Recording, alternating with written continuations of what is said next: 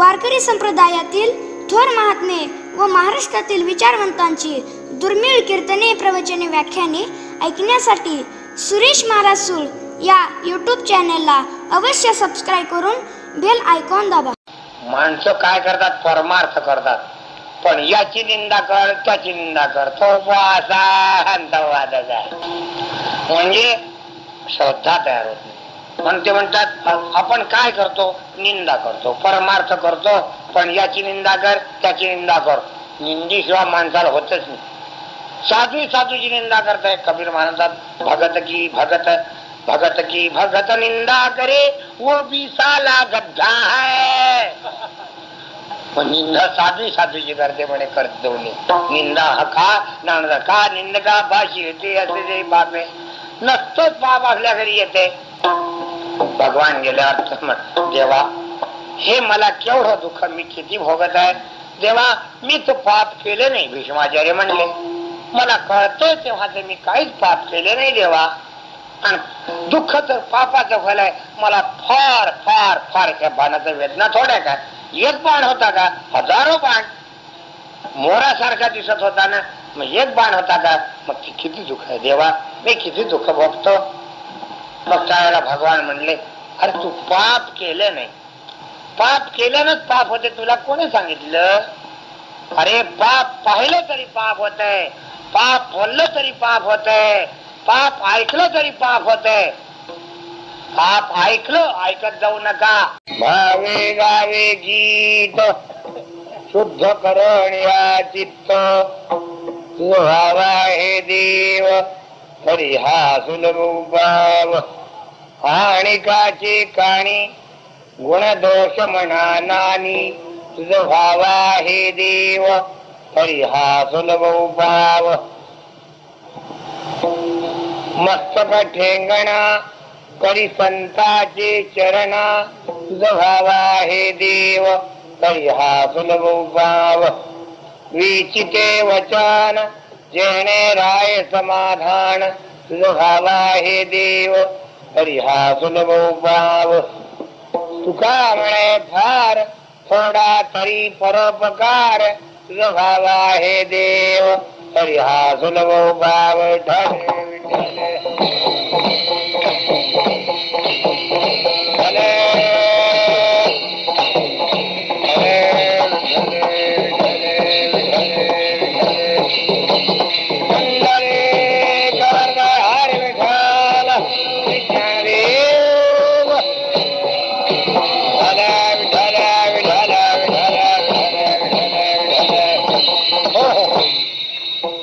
भावे गावे गीत शुद्ध करण्या चित्त, तुझ व्हावा हे देव तरी हा सुलभ उपाव.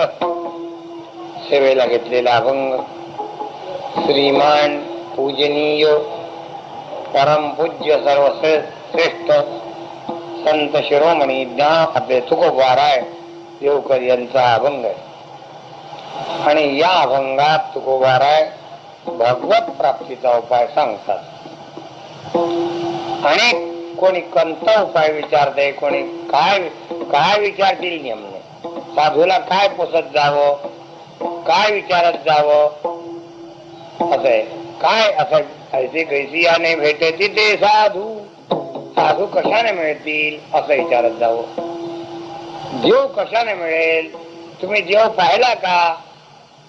तुकोबारायण सुद्धा विचारलं कोणे गावी आहे सांगा हा विठ्ठल, कोणे गावी आहे सांगा हा विठ्ठल, कोणे गावी आहे सांगा हा विठ्ठल.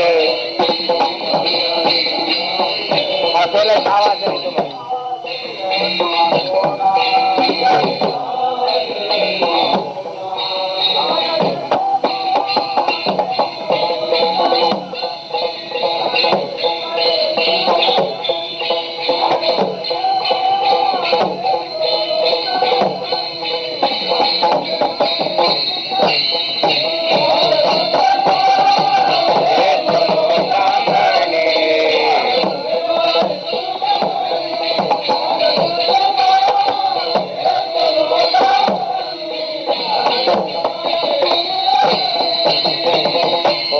कसा प्रश्न विचारावा तुकोबाराने जीवाचा प्रश्न विचारला.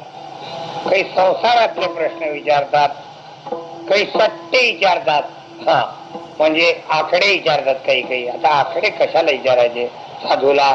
जे विचारत जावं. तुकोबाराने जसं विचारलं, देव कुठे आहे सांगा, म्हणजे देवाच्या विषयी प्रश्न करावा. लोक काय प्रश्न करतील नियम नाही. नसतात काही अशा प्रकारचे आगंतुक प्रश्न करतात काही काही लोक. ते म्हणतात बुवा आपल्या नारदाची शेंडी काऊन उभी आहे? चिक लावला असल बाबाच्या वडाचा रुची.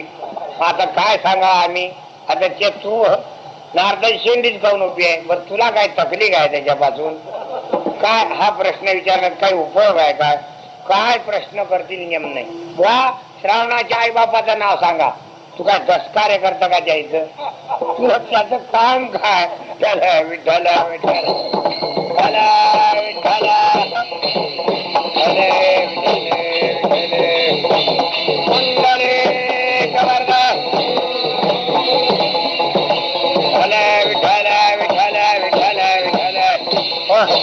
आता साधूला सारेच उत्तर माहित असतात. रावण नारदाची शेंडी काऊन उभी एकानं असं विचारलं. मग त्या साधूने त्याला असा त्याचा जो होता विचारणारा ते रेडी होता आणि त्याला फार उभा दांडा होता असा. मग त्याला सांगितलं का रे तुझ्या रेडिओला हा दांडा काऊन उभा आहे रे? हा दांडा म्हणे या दांड्यातून साऱ्या कुठे काय बातम्या समजतात म्हणे त्या दांड्यातून. म्हणजे तसं मग आमचा नारदही बातमीपत्र आहे. त्या शेंडीतून त्याला कुठे काय चाललं कळते म्हणे. विठ्ठल विठ्ठल विठ्ठल त्याचं कारण दुसरं आहे म्हणा तसं पाहिलं तर. पण हे मुस्कट दाबीचं उत्तर म्हणतात. आणि कधीही अन्यायाने विचारलेल्याला खरं उत्तर सांगत जाऊ नये. मुस्कट दाबीच उत्तर सांगत जाऊ, त्याला खरं उत्तर सांगत जाऊ नये. उलट सांगत जाऊ त्याला. तुम्ही महाराज या ओवीचा अर्थ कसा सांगता उलटा सांगत जाऊ त्याला. सरळ सांगायचाच नाही त्यानं. कारण नचा अन्याय न पृच्छता, अन्यायाने विचारलं त्याला सांगू नये. वाच्यम श्रद्धा समेत पृच्छतस्य विषयी श्रद्धा.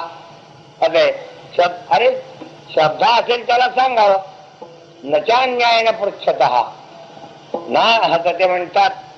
म्हणजे ज्यानं अन्यायाने विचारलं किंवा ज्यानं विचारलंच नाही ना प्रश्न कसे जेत ब्रुयात, विचारल्याशिवाय सांगूही नाही माणसानं. कारण तुका म्हणे बळे उपदेशाचे तोंड काळे, बळजबरीने उपदेश करूही नाही. अन्यायाने विचारलं तरी सांगू नये. पण त्याचं उत्तर वेगळं आहे. असं आहे म्हणतात. नारद गेले होते गयेला. गयेला गेले की पिंडदान करावंच लागते असं आहे. नाही तर ते तीर्थ सफल होत नाही.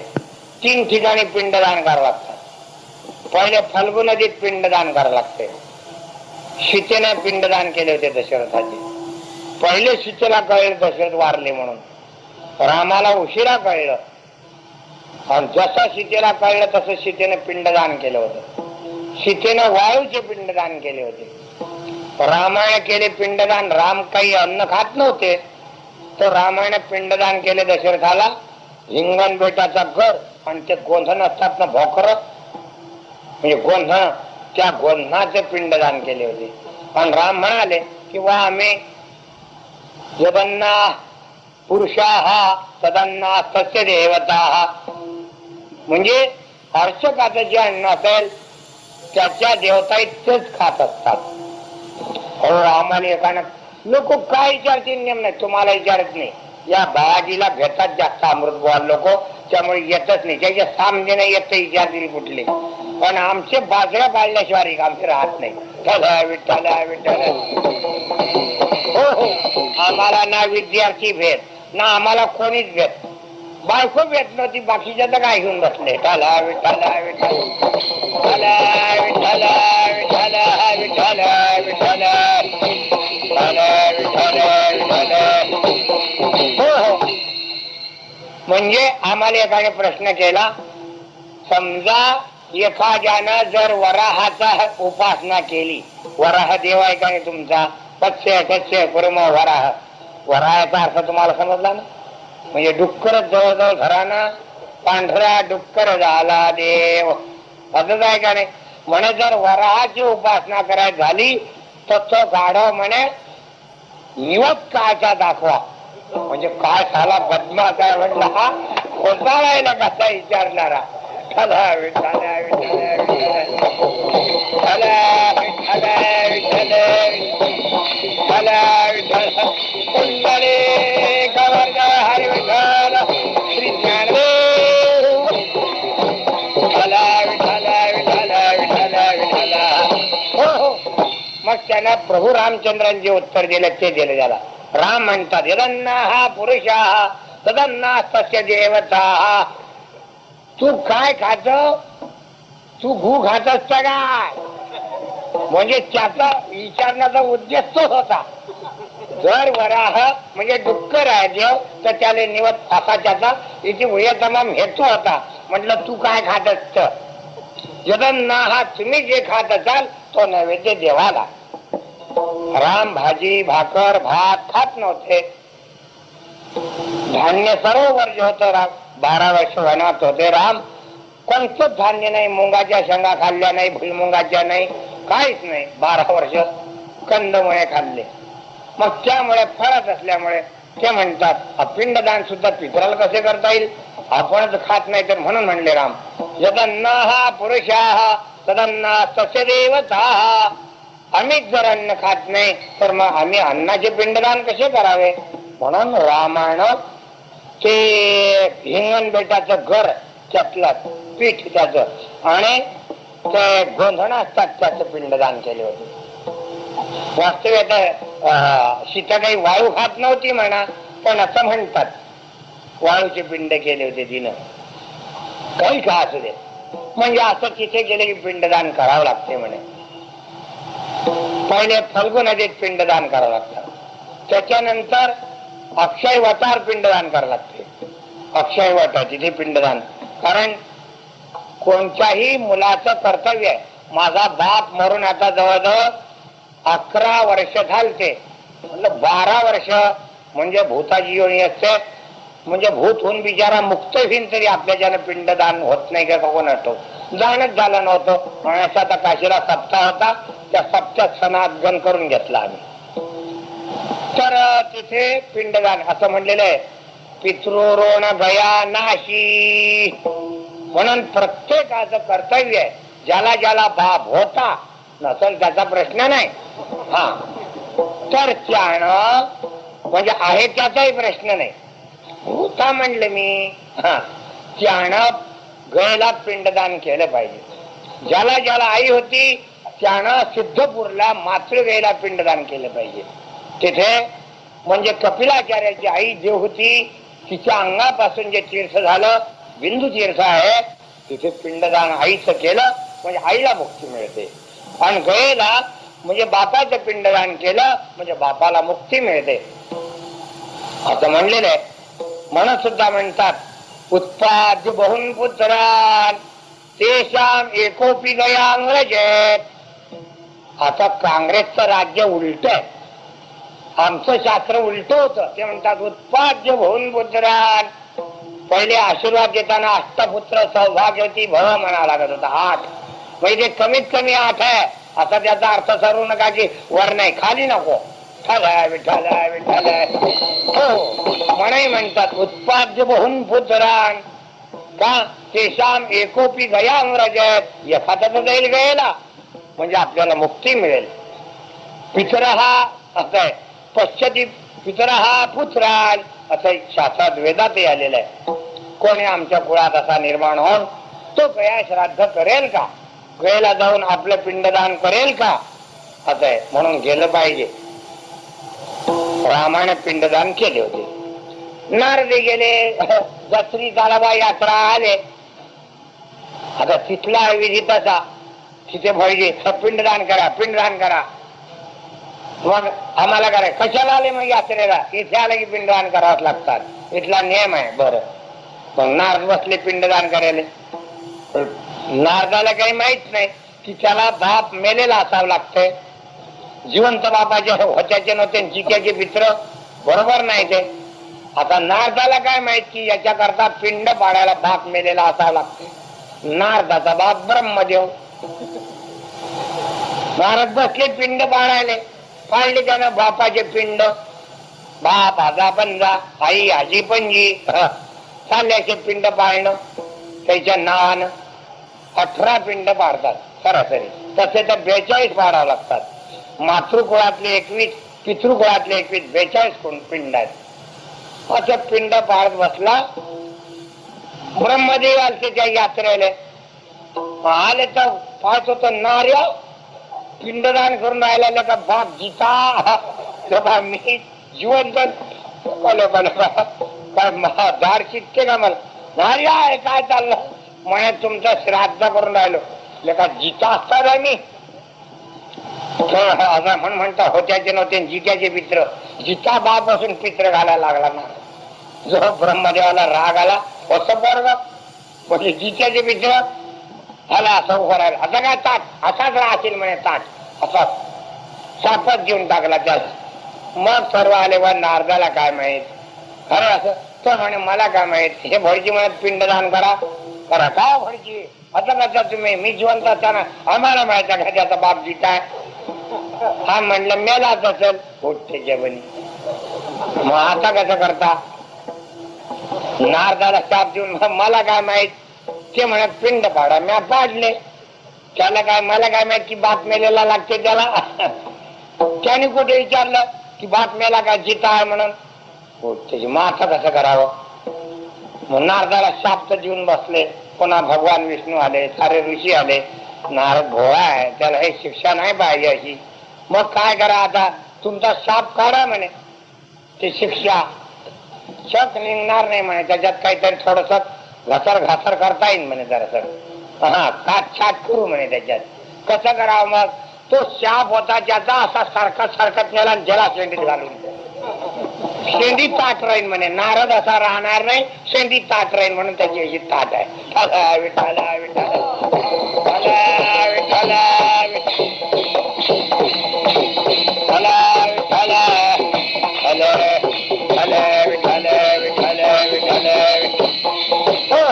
प्रश्न करणारा स्वतंत्र आहे पण उत्तर देणाऱ्याला शास्त्रातून द्यावं लागते.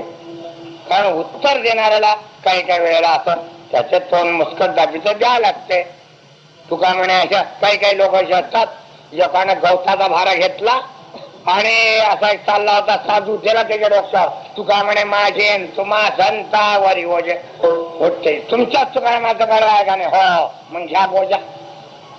असं साधू पटपट लावायला लागला. काय करावं. याचा बोजा गवताचा भारा महाभंगाच आहे तुमच्या. तुका म्हणे माझे आणि तुम्हा संतावरी ओझे. बापरे. चालला बिचारा साधू गवताचा भारा घेऊन. दुसरा भेटला साधू. काय साधू बा काय म्हैस घेतली का इकत. गवत आणलं. गाय आहे नाही म्हैस नाही. गाय नाही काय नाही. गवत यांचं आहे आणि तुमच्या डोक्यात त्यानं गाछातलं प्रमाण दिलं आपल्याला. कोणतं. तुका म्हणे माझे तुम्हा संतावरी ओझे अभंगात आहे घ्या. मग आता काय करावं म्हणे महाराज तुम्हालाही गाथा पाठ दिसत नाही. मग अहो पुन्हा दुसरं काढवं हे त्याला सांगा म्हणे. त्या चप्पल गाडा पायातली सोडा. तुका म्हणे ऐशा नर्या मोजून हा नाव्या पैदरा. मोजून हा नाव्या पैदरा. हा नाव्या पैदरा. हो म्हणजे असा खणा मत असा आहे. 2 मारायचे आणि 1 म्हणत जायचं म्हणे. असं आहे. असतो आपल्याला काय सांगायचं. प्रश्न करत्यानो आत्मविषयक प्रश्न करावा. बाकीचं काही विचार नाही पंथाकडे. म्हणून देवाविषयी प्रश्न वा आम्हाला देव कशाने मिळेल. असं आहे. देवाचं साधन सांगा. साधन आहेत काही पण अवघड असतात. आम्हाला सोपं सांगा. त्याला सांगतात तुला देव पाहिजे का. ते म्हणतात भावे गावे गीत शुद्ध करनिया चित्त शुद्ध करनिया चित्त. भावे गावे गीत शुद्ध करनिया चित्त.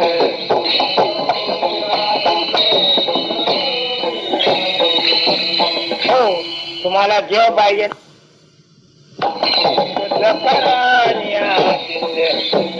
गावे गावे गेलो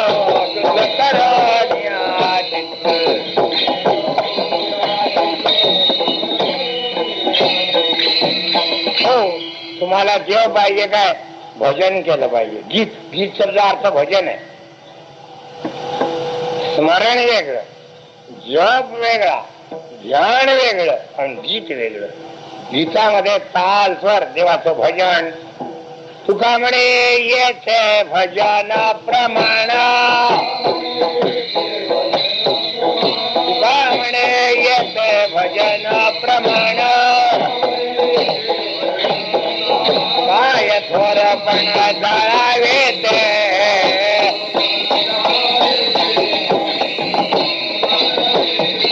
गीत म्हणलं की पुन्हा ताल आला, पुन्हा स्वर आला. सर्वाला गीत गाता येते असं काही नाही. गीत अवघड आहे आणि तुम्ही सांगताना सांगता सोपं. आम्ही विचारलं सोपं साधन, तुम्ही पहिले गीत, मग आता आम्हाला ते सारे गम सारे गम म्हणजे हे पुन्हा आलं घोकणं म्हणे. आता हे आम्हाला आमची तुळसाबाई हे घोकते, वाजवते. आता 2-4 कीर्तनात म्हणजे पेटी वाजवली तिनं आणि आता म्हणती चांगलं. बापाला काही येत नाही पण काय का होईना आपल्या पोरायला आलं त्याच्यात धन्यता समजत जावं. विठ्ठला विठ्ठला विठ्ठला विठ्ठला विठ्ठला. हो म्हणजे त्याला गीत म्हणलं की ताल आला, स्वर आला, त्याच्या मात्रा आल्या असतो. तुम्ही सोपं विचारलं, तुम्ही अवघड सांगितलं. पुन्हा भावे, पुन्हा भाव पाहिजे भजनाला. भाव नसेल तर मग ते काही उपयोग नाही. नुसतीच क्रिया आहे पण भाव नाहीये असं आहे. श्रद्धा असं म्हणले श्रद्धया क्रियते तत् बलवत्तरम भवति. जे जे कर्म श्रद्धेने केलं जाते तेच बलवान असते असं म्हणले. श्रद्धा विहीनम, श्रद्धा जर नसेल ते केलेलं कर्म म्हणजे अशा प्रकारचा निष्फळ होते. कोणतंही कर्म असू द्या, यज्ञ असू द्या, होम असू द्या, पूजा असू द्या, ते श्रद्धा नाही. असं एका राजाकडे यज्ञ झाला आणि त्या यज्ञामध्ये देवतेचं आवाहन केलं. देवता येईच ना. मग राजा म्हणा देवता काय येत नाहीत, न येण्याचे कारण असतात. म्हणजे एक तर जे ब्राह्मण आहेत मंत्र म्हणणारे हे होपलेस असले तर देवता येत नाही. त्याला जर मंत्र अशुद्ध असले, त्यांचे मंत्र अपवित्र असले, अशुद्ध मंत्र म्हणत असतील तर देवता येत नाही. त्याला म्हणजे मंत्र शुद्ध पाहिजेत, त्यांचे मंत्र प्रज्वलित पाहिजेत, मंत्र अशुद्ध नसावेत, देवता येत नाही. आणि ती पुन्हा पवित्र पाहिजे. मंत्र म्हणणारे शुचिरभूत पाहिजे, मंत्र म्हणणारे व्यभिचारी नसावेत, ते मांस खाणारे नसावेत, शुचिरभूत लागते मंत्र म्हणण्याकरता. असतो श्राद्धालाही तसंच सांगितलेलं आहे. श्राद्धाचं शास्त्र आहे, त्यात असं म्हणलं की जो मटण खात असेल पण दारू पित असेल, व्यभिचारी असेल, तो जर पितर बसवला बापाच्या बदलात तर बाप नॉन स्टॉप नरकात जाते. फार म्हणजे कुठेच नाही, एक थांबा सुद्धा नाही झाला. म्हणून बाप जर नरकात घालायचा असेल तर मटण खाणारा श्राद्धाला बसवा. विठ्ठला विठ्ठला विठ्ठला विठ्ठला. हो हो. मग का मग सोडून द्या का हो काय का पितर बसणार तर मग आम्ही साजून आम्हाला बसत जा, आमचा नंबर लागल मग बरंच झालं. असतो आपल्याला काय सांगायचं तात्पर्य. शुचिरभूतता लागते त्याच्यामध्ये. आता अलीकडे शुचिरभूतता राहिलंच नाही बुवा. काय सांगावं, हे कर्माचं तर बाकीचं सोडा, कर्मकांड भयंकर खाली गेला आता. म्हणजे सदाचार तर राहिलाच नाही. पाणी नाही. आता काय सांगा, आता लोकांना सांगा लागेल अरे पाणी नेत जा रे, तसे जाऊ नका, अशी पद्धत आहे. आता काय सांगा. दिवाळीचा आमचे गुरुजींनी सांगितलं, दिवाळीचा सण आला आणि मग ते पोरी गोळा होतात, चालवा इथे, चालवा गोदे, चालवा सके, चालवा घेणे, तांब्या एक 7-8 पोटी नेला तिने त्या तांब्याच्या. दिवाळीचा सण. आणि ते अमावस्याला दिवाळी येते. याच अमावस्याला होतं सूर्यग्रहण. बाहेर ते गेल्या आणि मग आता एक तांबा पाणी त्याला वापस येत असताना याची आता उशिरा ते काय सुनला करत पोरी माहेरी गेलेल्या उशिरा गेल्या होत्या. सूर्योदय झालाच होता. मग एक म्हणली का ग आज तर म्हणतात म्हणे सूर्यग्रहण आहे व सूर्यग्रहण हो म्हणे कोणीतरी ग्रहण आहे व. मग एकटीनं असा हात केला. निदान पुढे उजवा हात करायला पाहिजे होता तर डावा केला. आता कारण सूर्याकडे पाहता येत नाही म्हणून असं बोटाच्या फटीतून पाहावं लागते. नाहीतर त्या सूर्य चमकतात डोळे. आता डावा हात पुढे केला. हो लागलं व म्हणे ग्रहण झालं. मग दुसरीने पाहिलं तर तिने सुद्धा डावा हातच पुढे केला. अहो लागलं व ग्रहण. हवं लागलं. हे ते म्हणायचे लागलं पण ते म्हणे बहिणा आजच्या ग्रहणाचा वास येते बहिणा. काय करावं. दुसरी म्हणे ग्रहण तर लागला म्हणे पण खरंच वास येते म्हणे. भटजी बसला होता वचार उन्हात वासाचं ग्रहण.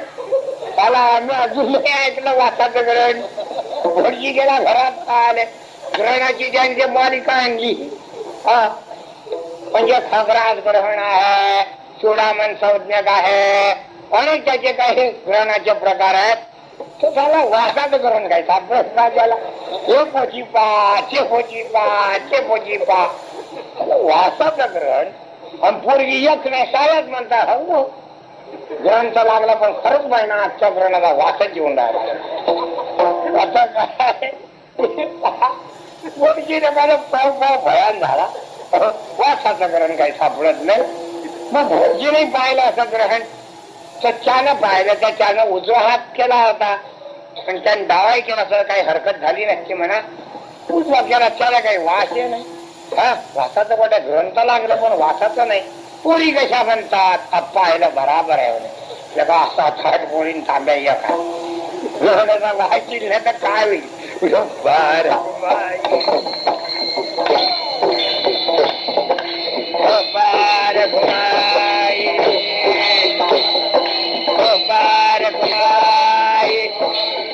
जय जय गोपाल घुमाई.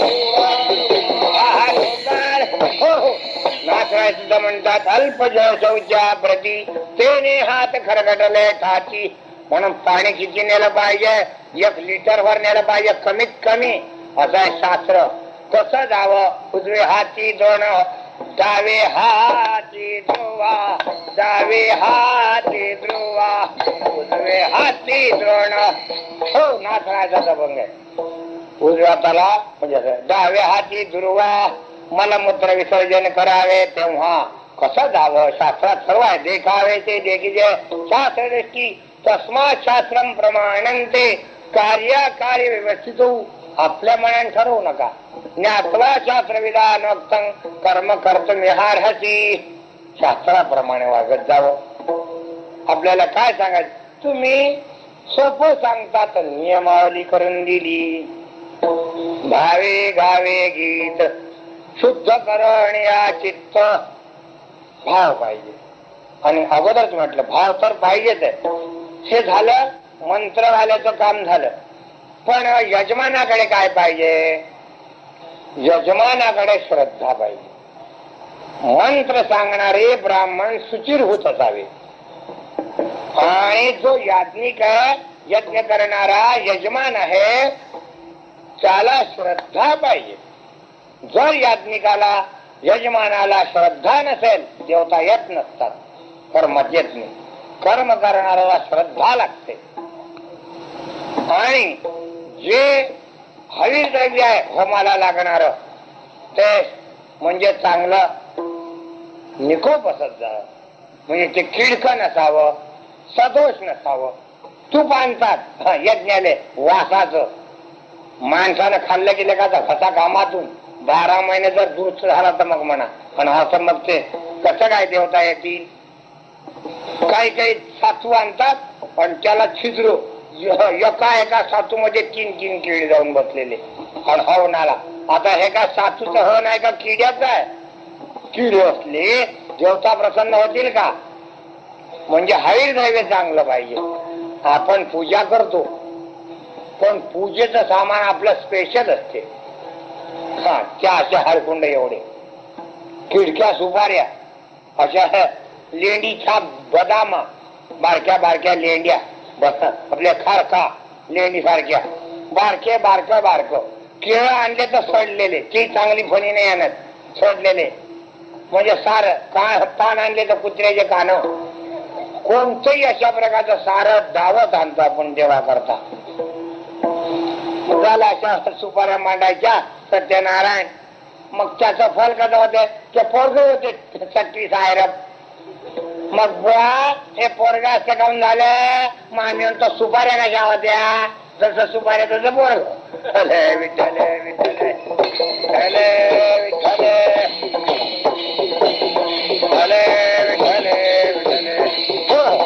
हवीर द्रव्य चांगलं असावं. पूजेला लागणार सामान ते निर्दुष्ट असावं, तेव्हा देवता प्रसन्न होत असतात. म्हणजे कर्मा करता हे सर्व आहे. म्हणजे श्रद्धा ही यजमानाकडे, म्हणून श्रद्धावान पाहिजे. श्रद्धावान ज्ञानातही श्रद्धाच आहे म्हणा. श्रद्धावान लभते ज्ञानम तत्पर संयतेंद्रिय असतो, असे श्रद्धा पाहिजे. पण इथे म्हणतात भावे, भाव पाहिजे. भाव नाही, नुसतं कर्म करायला लागला काय उपयोग आहे? भावना नाही, पण कर्म तर करायला लागला. एक ख्रिश्चनाची बाई होती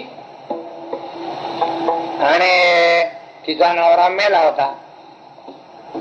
मेला, त्याचं थडग होत, पण त्या थडग्याला ते वारा घालून राहिली होती. एक चालला बिचारा असा भाविक, त्याला वाटलं बापा आपण म्हणू आपल्या हिंदू धर्मातच बाया पतिव्रता आहे, यायच्याही धर्मात पतिव्रता आहेत म्हणे.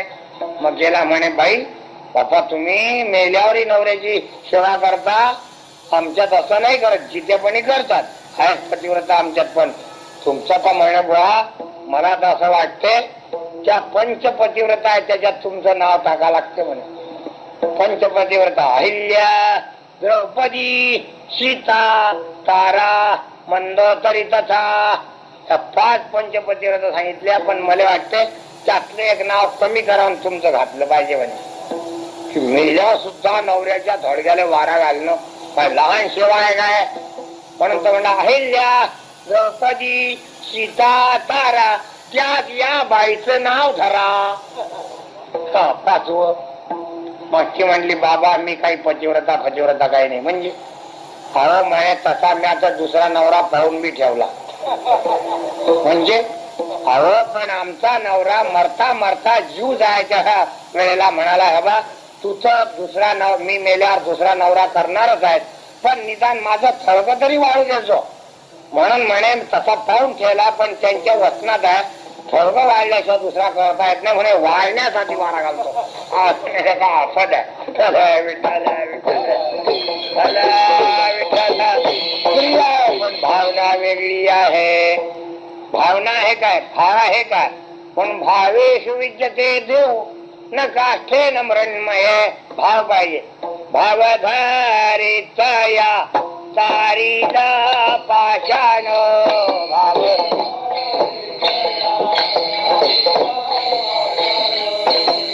धारित या तारीला पाषाण.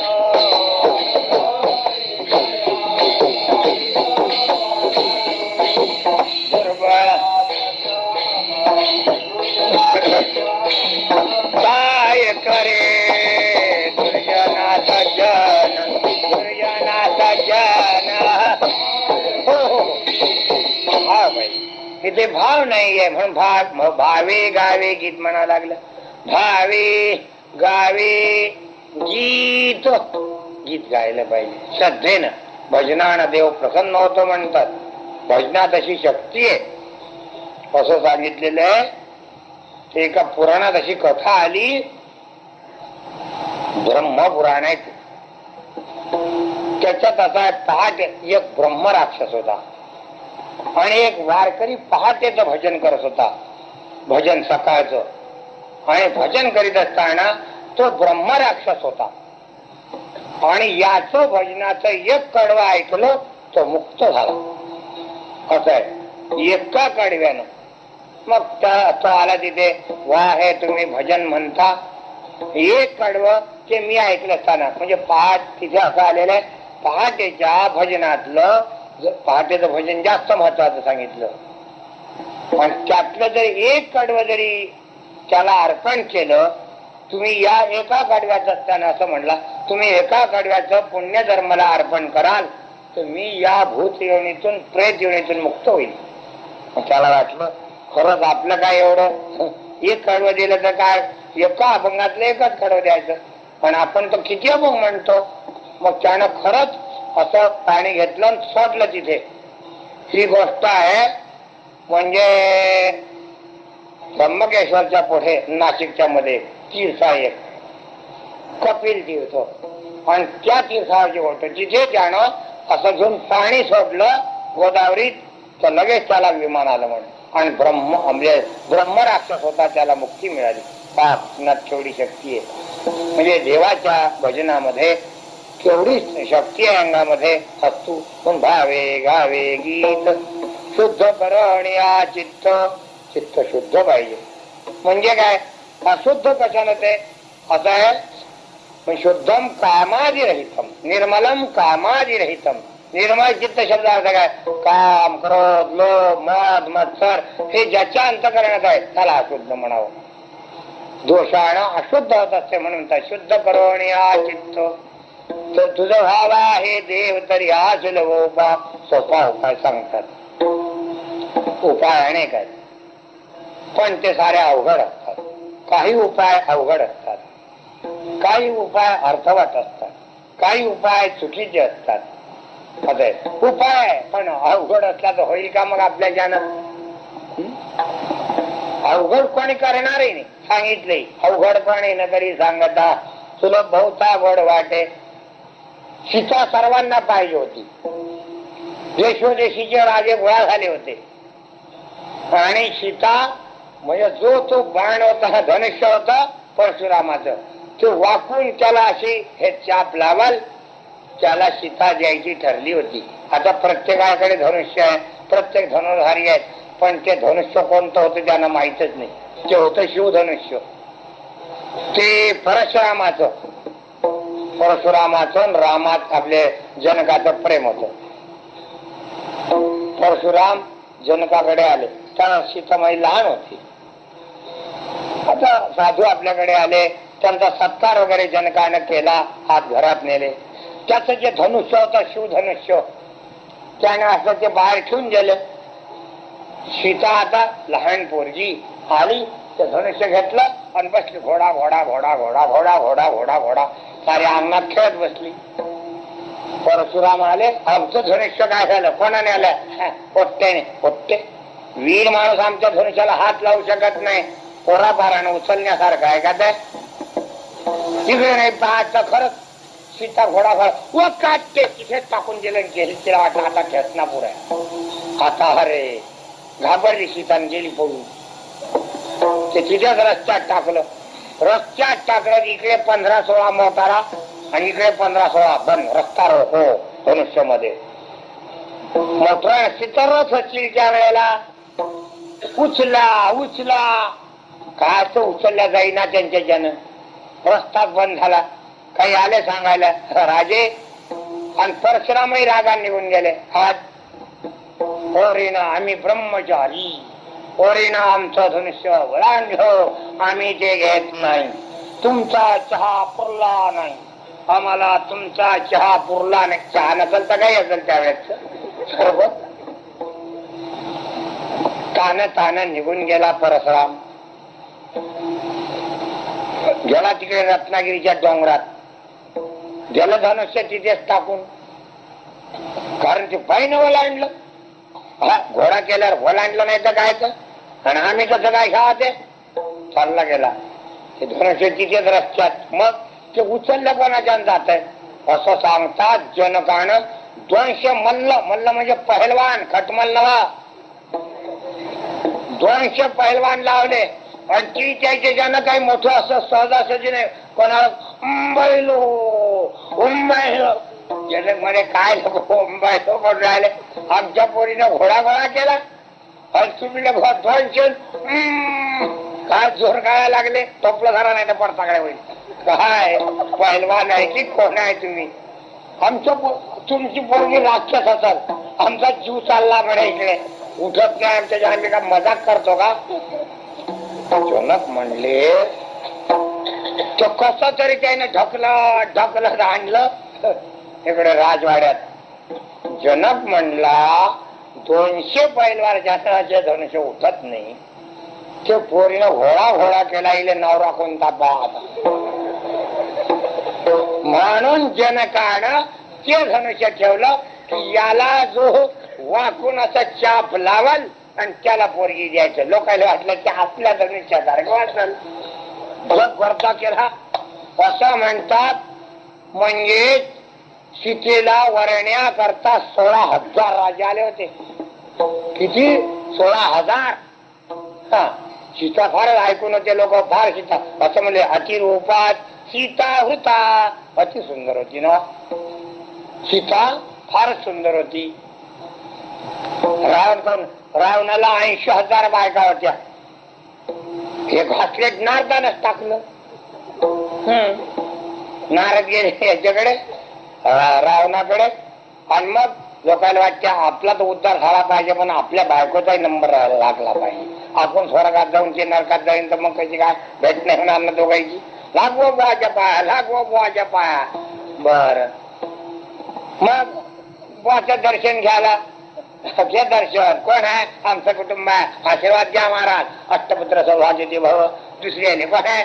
आमचं कुटुंब. असं काय 1 का 2? 80,000 केसरी आले तोंडाले. म्हणे महाराज पहा आमचे 80,000 बायका आहे. अजो पहा कशी आहे म्हणे चित्रंग. 51 म्हणे अशा प्रकारचं ब्युटिफुल अशी केस करून आणली पत्नी. किती सुंदर आहे. हो खरंय. मग अरे म्हणे काय घेऊन बसला म्हणे ते रामाची सीता तुला माहितच नाही. म्हणलं मंदोदरी पहा, मंदोदरी सारखे. अरे हे तुझी मंदोदरी सीतेच्या अंगठ्यावर वाळून टाकून दे म्हणे. इतकी ब्युटिफुल आहे. मंदोदरी काढली आहे काय कुठली? ज्याचं बांधर त्याला चांगलं. बांधर मंदोदरी सीता फारच आहे. अरे काय तू फारच आहे, ज्याला त्याला हवा भरून काम नाही दाम नाही. आता खरं सांगा हे साधूचे काम आहेत का? त्याला जर अशी हवा भरली नसती तर तो काय रे सीता चोरून नेत होता. त्याला हवा भरली, त्याने सीता आणली, आरामातनं मेला. मग कोण मारला? तो लोक म्हणतात रामानं मारला. रामानं नाही मारला, तो साधून मारला.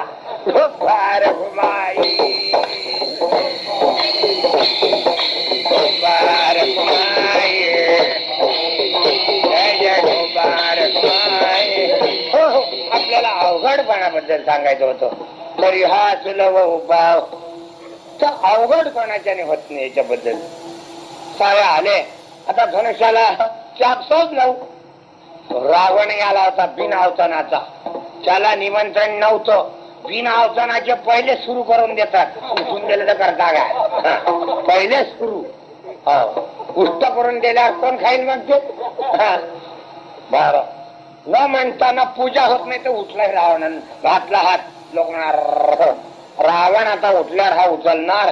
आमचं किती हे, मी 100 कोसावून, दुसरा म्हणला 200 आलो, तिसरा म्हणला अरे 500 कोसावून आलो, अरे एक म्हणला अरे काय सांगा मी शिके करता लग्नात राहिलो पर्यंत हेच बायको करीन म्हणे, नाही तर मुंजा राहील. आता रावण उचलणार. आता मुंजाच राहायची पाळी आली. त्याला काय करावं? याला बोलावलं, आम्हाला खायला बोलावलं. बरं जाऊ द्या. रावण लागला उचलायला. 2 हात, 4 हात, 6 हात, 8 हात, 12, 20 लावले. 20 हात होते त्याले. असं जोर काढून त्याच्यानं उठे नाही ते.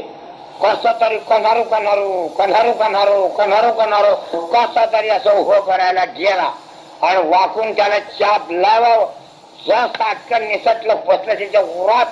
रावण खाली धनुष्य वर आणि भडा वकाय रक्ताचा पूर.